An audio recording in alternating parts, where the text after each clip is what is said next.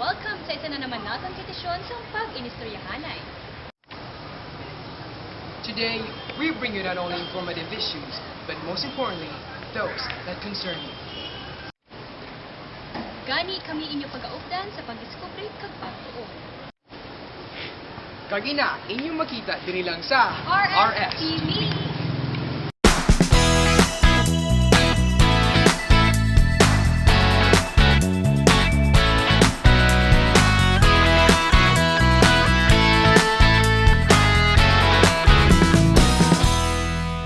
Grace!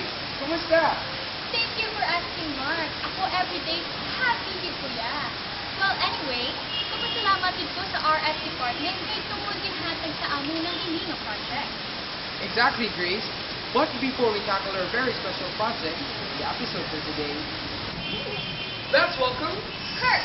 Brysa Ben! and Danny.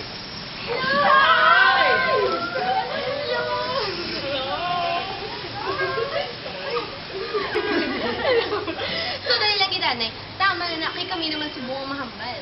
Gani man Mark, bawa kay kan sila niya, damo sila nabalaan sa experience tungkol sa aton nga topic. And speaking of our topic, we will feature a very special program initiated by USLS for 2 decades already. Grabe, 20 years na gali ang muni nga programa sa Lasal. Shock to get, is that amazing? Yes.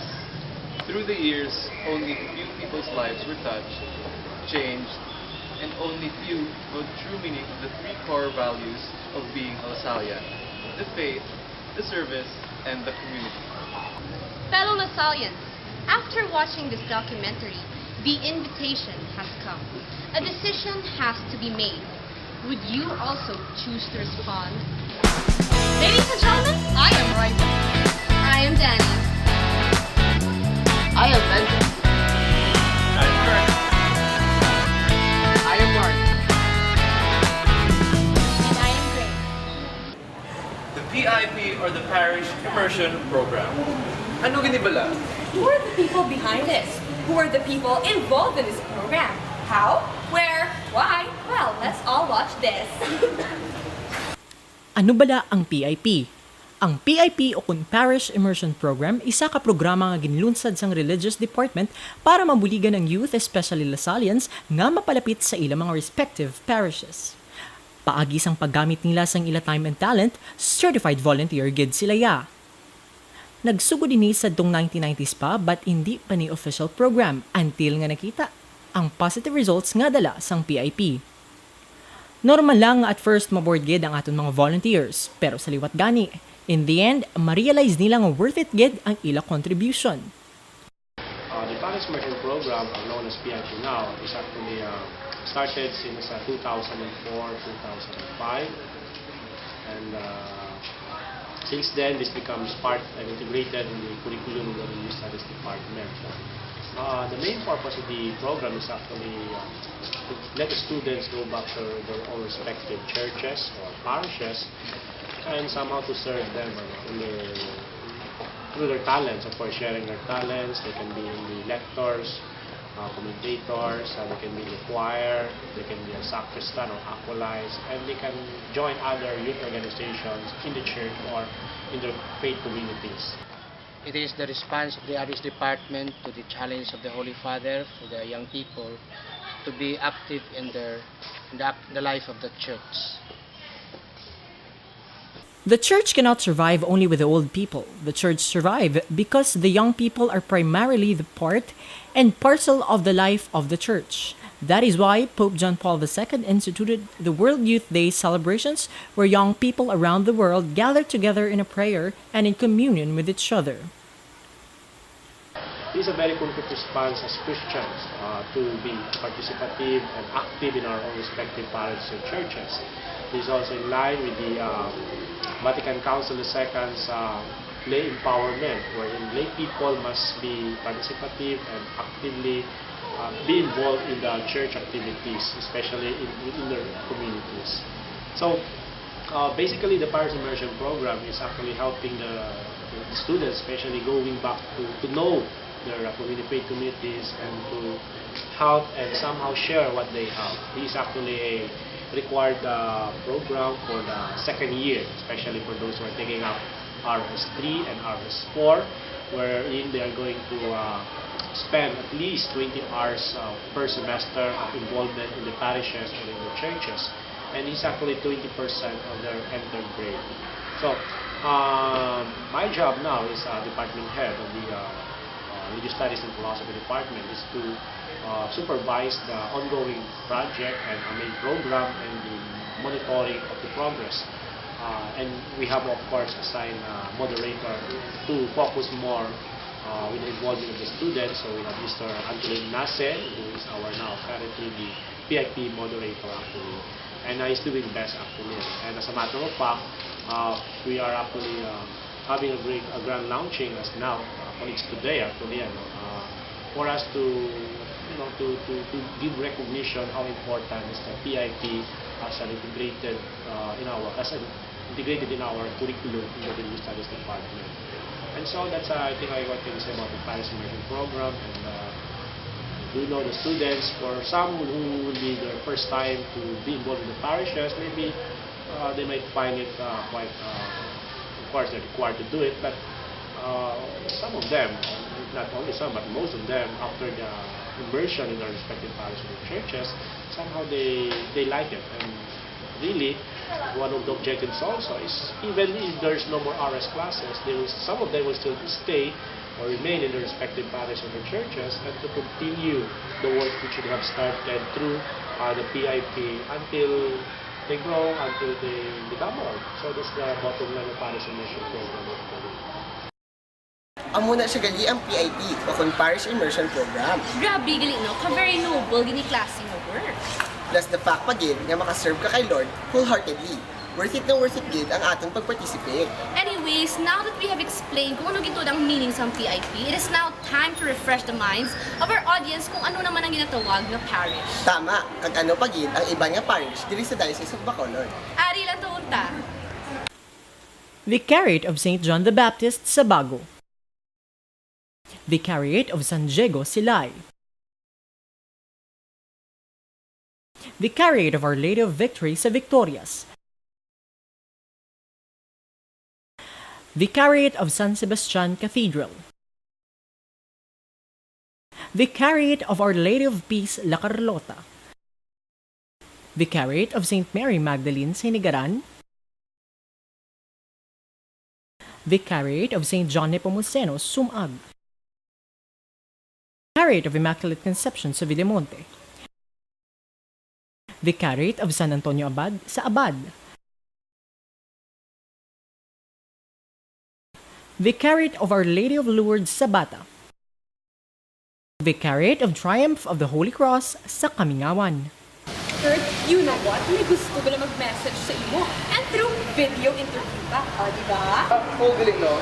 Well, after knowing all the different parishes in Bacolod, ladies and gentlemen, here are two very special priests which we gave an interview on. Well, take note ha, hindi ani para sa amon. Parang yan sa bilog na Lasallian community. 2 years ago, I was given the privilege to teach in La Salle, especially in religious studies with students from the Department of Nursing. And part of my requirement to them is to help participate in this parish immersion. And I requested them to go to the different parishes, churches, to really be part of the activities of any particular church that they want. And that was also the time I was transferred here in Our Lady of Perpetual Help Shrine, which is actually as a shrine. It is a place of worship and also a place of devotion to Our Lady of Perpetual Help. And from the different experiences of the students, I had this common understanding that most of them were actually very happy and satisfied with their participation in the works of the church and with the various activities wherein they were involved. Iban sa ila nangin lectors, iban sa ila nangin members ng choir, ang iban sa ila nag-teach sila sa catechesis sa mga kabataan. And I found out na they were really happy with their own experiences sa ilang involvement with this Parish Immersion Program.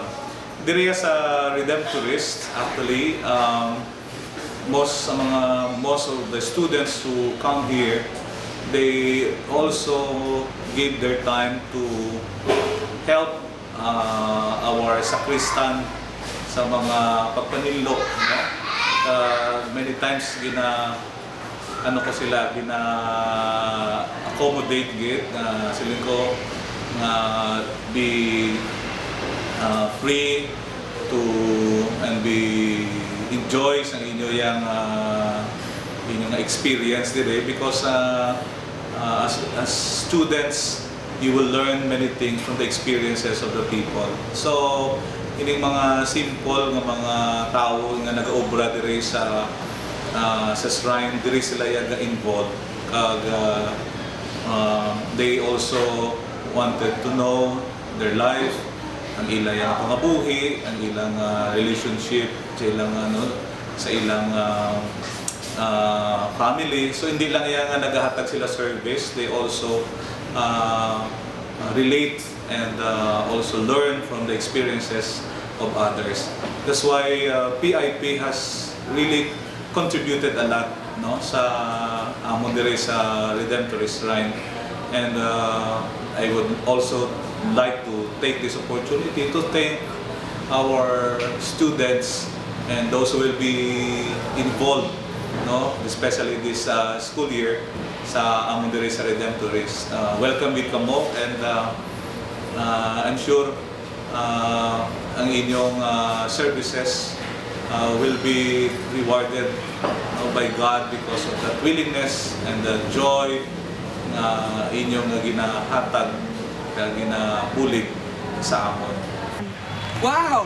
Thank you, Father Ronald and Father Nito Del. This time, yun naman sa ating mga volunteers ang ating magagawaon. Exactly, Mark. This time, makaupod naton sila Christine, Aliana, Anika, kag Gail sa ilang pag-istorya sa ilang mga experiences bilang isa ka volunteer. Hello mga volunteers! Hello, hi! Hello, hi! Okay, bastorya kita party sang sang PIP niyo na experiences. Okay. Next! What were the initial thoughts you've had before the start of the PIP? Well, actually, ang initial thoughts naman is that since I was an ireg and ang amon nga maupod to, of course, there were very, very violent reactions about sa PIP.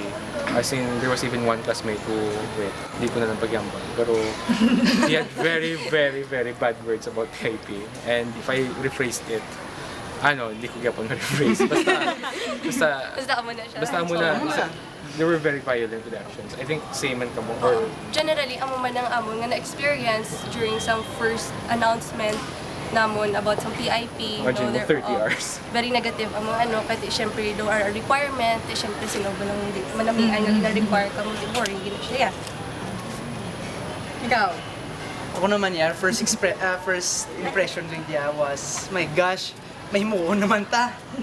But later on, I realized na doon ka na manggalit. Hagaman, map. Oo, syempre. I mean, limpyo-limpyo ko to sa mga staff. Syempre, natakaan man ko mga staff. Because eventually, ang ini nga 20 hour nga supposed to be requirement, nag-turn na siya into a commitment. Yeah, it became nice. It became something else. It evolved. Yeah. As the 20 hours progressed, we had a lot of new experiences. We cherished fun memories throughout our PIP activities. And it was a very exciting experience for all of us. Yeah. Would you agree? Yeah. Agree. Sila. Another question. What were the most inspiring moments in your service and immersion to the parish? Who would like to start?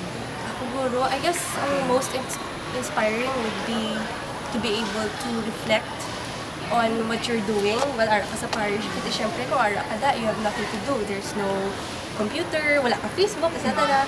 So all you have to do is serve and think of what you are doing for God. Pwede ka maka-contemplate on how you love Him. And in how you serve Him, you're able to express that love that you are keeping inside of you there. Wherever it is. Sorry, medyo deep. You? I think si Jeric has more relevant experiences. Actually, upod ko man ang ex ko. Pero right now, that's not important. Pero nag-close kami but that's not important. What's important is that it's about giving back to the community, giving back something. We always learn a lot from here in LaSalle. We learn about serving, about service, being a volunteer. And it's time that we show it. We show it to the community also as well. Most importantly, to God, diba? Yeah, to God especially. To repay Him for the things that He has done for us. So I guess that is what PIP is all about.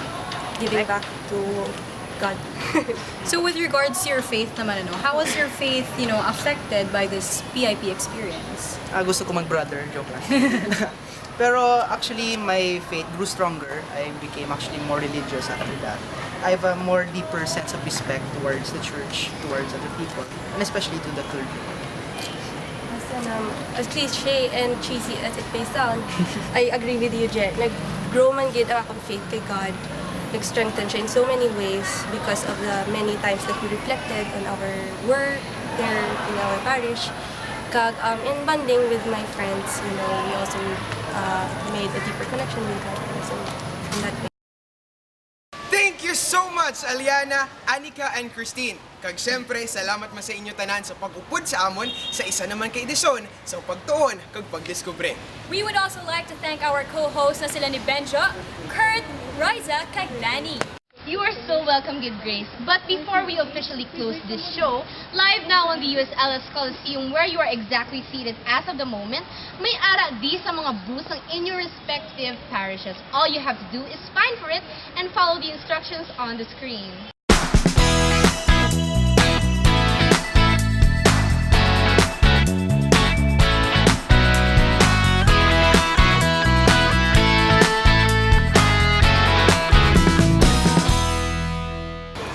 Ladies and gentlemen, sa rason naman natin kapag istoryahanay, I am Riza. This has been Benjo. Danny. Kurt. Kita na naman taliwat! I'm Mark! Thank you good once again. I'm Grace, and this is RSTV! PIP Launch 2010!